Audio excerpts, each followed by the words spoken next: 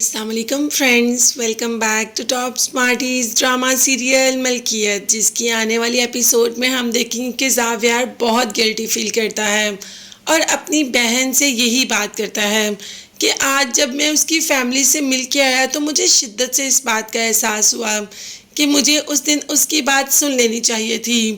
تمہیں پتہ ہے ڈاکٹر نے کہا کہ اگر وہ 10 منٹ پہلے ہاسپٹل آتا تو اس کی جان بچ سکتی تھی، اور مجھے لگتا ہے کہ اس کی جان نہ رہنے کا ذمہ دار میں ہوں۔ بہن جو کہ زاویار سے بڑی ہے، وہ زاویار کو سمجھاتی ہے کہ اب جو ہو گیا اس کو ہم ٹال نہیں سکتے، تم ان کی فائنینشلی ہیلپ تو کر سکتے ہو نا۔ جس پر زاویار نے کہا کہ آج میں ان کے گھر گیا تھا یہی ان کو فائنینشلی سپورٹ کرنے، مگر نہ اس کی بیوی اور نہ اس کی امی کوئی بھی مجھ سے پیسے لینے کو تیار ہی نہیں تھا، حالانکہ میں نے کہا بھی یہ رافق کی امانت ہے، اس نے مجھ پر خرچ کیے تھے۔ جس پر انہوں نے کہا کہ اگر خرچ کیے تھے تو آپ اس کی نیکی سمجھ کے رکھ لیں، یہ تو رافق کی بہن تھی جس نے مجھ سے پیسے لے لیے، نہیں تو وہاں پر کوئی بھی اس بات کے لیے رضامند نہیں تھا۔ اب یہاں پر سوہا نے پہچانا تو نہیں، مگر آگے جا کر زاویار بار بار ان کے گھر آئے گا ضرور، اور سوہا اس انسان کو پہچان لے گی جس کی وجہ سے رافق کی جان گئی، اور رافق کی جان جانے کا ذمہ دار وہ زاویار کو ہی ٹھہرائے گی۔ زاویار اپنی طرف سے تو پوری کوشش کرے گا کہ اس فیملی کو کبھی بھی فائنینشلی کوئی بھی مشکل نہ آئے، مگر جو انسان چلا جاتا ہے کیا اس کی کمی کو فائنینش دور کر سکتا ہے؟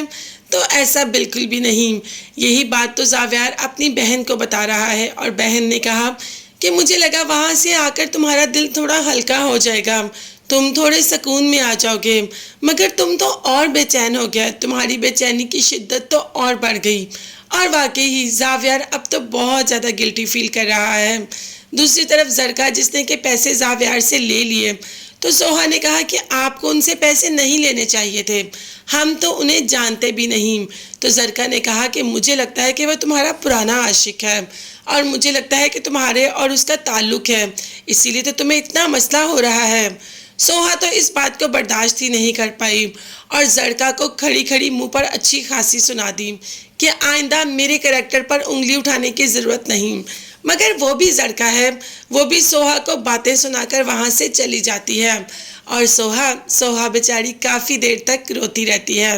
یہاں پر کہانی میں ٹویسٹ تب آتا ہے جب ایزل زاویار کے پاس واپس آ جاتی ہے۔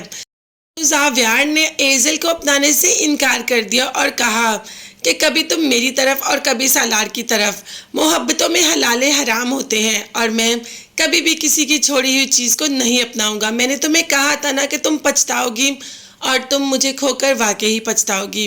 اب ایزل نے تو کھو دیا زاویار کو، تو کیا سوہا زاویار کو پا لے گی؟ یہ سب دیکھنے اور جاننے کے لیے چینل کو لازمی سبسکرائب کیجیے۔ مجھے میری فیملی کو اپنی دعا میں یاد رکھیں۔ نیکسٹ ویڈیوز تک کے لیے اللہ حافظ۔